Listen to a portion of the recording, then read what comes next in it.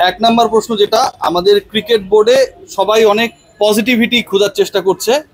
শ্রদ্ধেয় নাজমুল আবেদিন ফাহিম ভাই আমাদের বোর্ডে এসছেন, রেসপেক্টেড ফারুক ভাই আমাদের বোর্ডে এসছেন, and you guys are playing tremendous role so fur.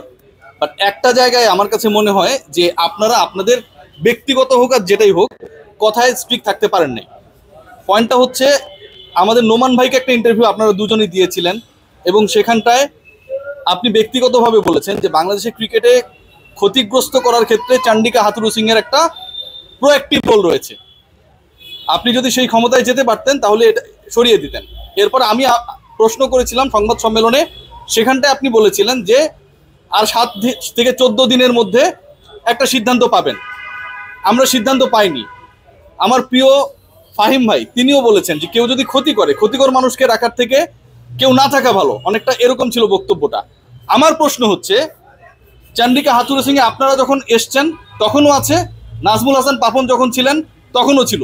তার মানে কি আপনাদের দুই গ্রুপের বা আপনার এবং পাপন ভাই নীতিগত অবস্থান একই? এক নম্বর প্রশ্ন, আপনারা কি একই রকম বা এর আগে সমালোচনাটা আপনি ভুল করেছেন কিনা? আমিও যখন কথা বলি খুব পরিষ্কার কথা বলি, জি, কিন্তু আমি সবসময় একটা কথা বলি, এটা শুধু মানে দুষ্ট গরু কি সুন্দর বলা ভালো, জি, এরকম কথা কিন্তু আমরা ন্যাশনাল করতে পারবো না। দুষ্ট গরুকে রেখে দিব না, না রাখবো না। ওইটার জন্য সময় দিতে হবে। এখনো কিন্তু 6 মাস এগিয়ে রাখা হয়। এখনো কিন্তু আপনার বুঝতে হবে আমাদের এখনো 3টে সিরিজ আছে সামনে, 6 মাস সময় আছে। আমরা চেষ্টা করছি পজিটিভ তাড়াতাড়ি কিছু দেখতে হবে। আমি যদি কিছু চেষ্টা না করি, যদি ফুটফুট কিছু না পাই, আমি কিন্তু খুব করে কন্ডিশন নিতে পারবো না। তারপরে এটা এখন আমাদের চিন্তায় আছে, আমরা এখন এটা মাথায় আমাদের আছে। খুব শীঘ্রই দেখতে পারবেন, আগে মতে বলছি শীঘ্রই দেখতে পারবেন। আরেকটা ব্যাপার ফারুক ভাই জানতে চাই, সেটা হচ্ছে আমরা গ্রাউন্ডস কমিটির চেয়ারম্যান এখানটা রয়েছে মাহবুব ভাই, পুরনো মানুষ। আমাদের গ্রাউন্ড স্টাফদের বেতন বাড়ানোর জন্য আপনারা একটা বিগ রোল প্লে করেছেন মাহবুব ভাই ডিপার্টমেন্টে। তারা হয়তো এখন ভাগ করে হলেও ইলিশ কিনতে পারে, ইলিশের যা দাম, এক্সাম্পল দিচ্ছি, যেহেতু তাদের বেতন বেড়েছে। কিন্তু বিশাল মাঠকে আপনারা সুন্দর বানালেন ভাই। 22 গজে যে খেলা হয়, শান্ত গতকালও বলেছে যে আমরা আইডিয়াল উইকেটে বাংলাদেশে প্র্যাকটিস করি না।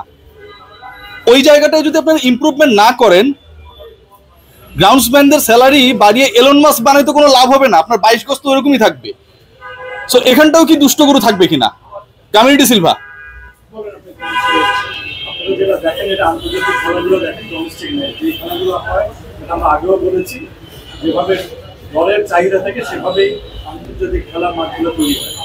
এখন সেটা সেটা দলে ঠিক করবে কি করা যায়। এখানে আপনারা জানেন যে অলরেডি আমরা আগেও বলেছি আমরা ট্রেনিং ক্রিয়েটার এবং ডোমেস্টিক ক্রিয়েটার আমরা প্রশ্ন করছিলেন যে গামিনী এতদিন কেন। তো আমি ওই ছেলেটাকে, মানে মাহরুষ প্রত্যয় আমার ছোট ভাই, আমি বলেছিলাম যে বোর্ডে কিছু কিছু লোকের খুব গুরুত্ব থাকে, যেমন মাহবুব আনাম, বোর্ড যেই আসুক তার খুবই গুরুত্ব থাকে সবসময়। আপনি তো নিশ্চয়ই এটা বুঝতেছেন, ফারুক ভাই বুঝে। গামিনীও কি এরকম বাংলাদেশ ক্রিকেট বোর্ডে মাহবুব আনাম? আচ্ছা, কামিলিটি সিলভাকে আপনি যদি একদম ফেয়ার বলেন, 10-এ কত দিবেন আপনি? এটা সহজ। এই মুহূর্তে আসলে ভালো করছে না। পার্থক্যের জায়গা তাহলে কোথায়? এটা হচ্ছে সবচেয়ে গুরুত্বপূর্ণ প্রশ্ন। চান্ডিকা হাথুরু সিংহে বাংলাদেশ দলের পারফরমেন্স আপনারা দেখছেন, বাংলাদেশ দলের ক্রিকেটারদের মেন্টালিটিতে আসলে কোনো ধরনের পরিবর্তন আসে নাই। বাংলাদেশের প্রিমিয়াম পেসার যেই ক্রিকেটার, বাংলাদেশ হারুক সমস্যা নাই, যেই ক্রিকেটার তানজিম সাকিব, যার দলে থাকা দরকার ছিল, প্রয়োজন ছিল, খেলানো উচিত ছিল, সবচেয়ে বিশ্বকাপের সেরা পারফর্মারদের একজন, তাকে বাদ দেওয়া হলো। এবং এই বিতর্কিত কর্মকাণ্ডের পরেও ফারুক আহমেদ এর আগে ইন্টারভিউতে নাজমুল হাসান পাপনের যে বোর্ডের ইস্যুস কোচকে কেন্দ্র করে সেটা সমালোচনা করেছিলেন। নাজমুল আবেদিন ফাহিম স্যার তিনিও বলেছিলেন the way actually decision make করা হয়েছিল regarding Chandika Hathurusingha, that was wrong. খারাপ বা দুষ্ট মানুষের থেকে সেই জায়গাটায় শূন্য থাকলেও অনেক ভালো, কিন্তু তারা সেই কথা কি রাখতে পেরেছেন? যদি রাখতে না পারেন তাহলে নাজমুল হাসান পাপন এবং ফারুক আহমেদের বোর্ডের পার্থক্যের জায়গাটা কোথায়? নীতিগত জায়গায় অন্তত কোচের ক্ষেত্রে একই রকম ঘটনা। গ্রাউন্ডসম্যানদের স্যালারি বাড়ানো হয়েছে, তারা হয়তো এখন সচ্ছল হবার চেষ্টা করছেন। আগে যারা টাকা জমাতে পারেননি, ধার করে চলতেন, ঋণগ্রস্ত হতেন, সেই তারা হয়তো এখন স্বাবলম্বী হবার চেষ্টা করছেন। কিন্তু এতে আমাদের বাংলাদেশের ক্রিকেট কি স্বাবলম্বী হবে? নাজমুল হোসেন শান্ত, ক্যাপ্টেন অফ বাংলাদেশ সাইড, একদিন আগে বলেছেন আমরা খুব মানধাত্তার আমলের উইকেটে প্র্যাকটিস করি বা আমাদের প্রিপারেশনটা হয়। মানধাত্তা শব্দটা তিনি বলেননি, আমি বললাম। এই উইকেট তৈরি যারা করেন বা যিনি করেন, এই যে 22 গজ, মিরপুরের 22 গজ যেখানটায় বাংলাদেশ দলের ক্রিকেটারদের বেসিক প্র্যাকটিসটা হয়, সেটা তৈরির সাথে যিনি জড়িত তার ব্যাপারে কোনো ডিসিশন বাংলাদেশ ক্রিকেট বোর্ড নেয় না। জনপ্রিয় সিদ্ধান্ত, গ্রাউন্ডসম্যানদের, গ্রাউন্ড স্টাফদের স্যালারি বাড়ানো হয়েছে, সবাই চুপ। কিন্তু যিনি আসলে মিরপুরের গ্রাউন্ডকে বদ্ধভূমি বানিয়েছেন এবং এই গ্রাউন্ড নিয়ে যে প্রশ্ন তৈরি হয়, সেই প্রশ্ন তৈরি করা প্রেক্ষাপট তৈরি করে দিয়েছেন গামিনী ডি সিলভা, পৃথিবীর শ্রেষ্ঠতম কিউরেটরদের একজন টনি হ্যামিং, যখন শুধুমাত্র এই শ্রীলঙ্কানের কারণে, তার সিন্ডিকেটের কারণে, তার উৎপাতের কারণে টিকতে পারেন না। এবং বাংলাদেশি মিডিয়া কুইক বাসকে দেওয়া সাক্ষাৎকারে তিনি বলেন যে এখানটা একটা লঙ্কান সিন্ডিকেট কাজ করে, এরপরেও যখন এই ব্যক্তি এখানটায় থাকেন, সেই জবাব চাওয়াটা কি দোষের? সেই প্রশ্নের উত্তর মেলানোর চেষ্টা করাটা কি দোষের? আমরা সেই প্রশ্নগুলোর উত্তর পাই না। ইন্টারেস্টিং পার্ট কি, ক্রিকেট বোর্ড বদলে যায়, ক্যাপ্টেন্সি বদলে যায়, সাকিব তামিমের হালের বাস্তবতায় পরিবর্তন আসে। তামিম ইকবাল খান আগের থেকে মানসিকভাবে ভালো থাকেন সাকিব আল হাসান দৌড়ের উপরে। বাংলাদেশে ব্যাক করতে পারেন না, ক্রিকেট বোর্ডের প্রেসিডেন্সির চেয়ারে পরিবর্তন আসে, গামিনী ডি সিলভাকে কেউ সরাতে পারে না। গামিনী ডি সিলভা যেন সুপার গ্লু লাগিয়ে চেয়ারের মধ্যে বসে পড়েছেন, সেটা সরাতে গেলে তার মাংস কেটে ফেলতে হবে, এরকম যেন একটা জ্বালার মধ্যে পড়েছে বাংলাদেশ ক্রিকেট বোর্ড। আসলে কি তাই? চট্টগ্রামে দেখেন জাহিদ রেজা বাবু ভাই উইকেট বানায়, প্রত্যেকটা ক্রিকেটার খেলেন এবং খেলা শেষে স্পেশাল থ্যাঙ্কস দেন সংবাদ সম্মেলনে এসে।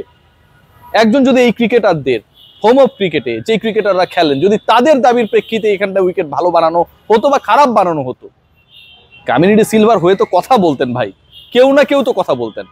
কখনো কেউ বলেছেন? কখনো আমরা সেটা শুনি নাই।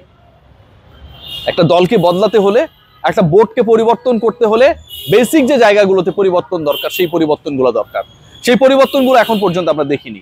3 ফরম্যাটের captain Najmul Hossain Shanto, no doubt about his talent, but it's a pressure for him. তিনি সেটা বলবেন না। ক্যাপ্টেন্সির চেয়ারে বসে, জায়গায় বসে, হট সিটে বসে, ড্রাইভিং সিটে বসে, স্টিয়ারিং হাতে তিনি বলবেন না যে আমার জন্য প্রেশার হচ্ছে। 3 ফরম্যাটের ক্যাপ্টেন নাজমুল হোসেন শান্ত, ভাই লোড কমান। হেড কোচের দায়িত্বে এমন একজন বিতর্কিত, তাকে সরানোর ক্ষেত্রে বাংলাদেশ ক্রিকেট বোর্ড এখনো ভাবছে যে আরো অনেক সময় রয়েছে, এখনো ভাবছে যে আরো 6 মাস রয়েছে। দুঃখজনক। গামিনী ডি সিলভা জেকে বসেছেন যিনি মিরপুরে, তার ব্যাপারে সিদ্ধান্ত নিতে বাংলাদেশ ক্রিকেট বোর্ড হোঁচট খাচ্ছে। বাংলাদেশ ক্রিকেট বোর্ড বাংলাদেশের ক্রিকেটকে সার্ভ করে। 18 কোটি মানুষের আস্থার জায়গা বাংলাদেশ ক্রিকেট বোর্ড। অসংখ্য লক্ষ লক্ষ স্বপ্নাতুর ক্রিকেটারের আস্থার জায়গা বাংলাদেশ ক্রিকেট বোর্ড। যদি এই জায়গাগুলো পরিবর্তন না হয়, তাহলে তো একটা সময় গিয়ে এই সাপোর্টাররাই বলবে there was no difference, there were no differences between Faruque Ahmed and Nazmul Hassan Papon. আমরা তো সেটা দেখতে চাই না। বেসিক জায়গায় ফারুক ভাই পরিবর্তন আনেন। We pay our full trust on you, have the full trust on you, please do something.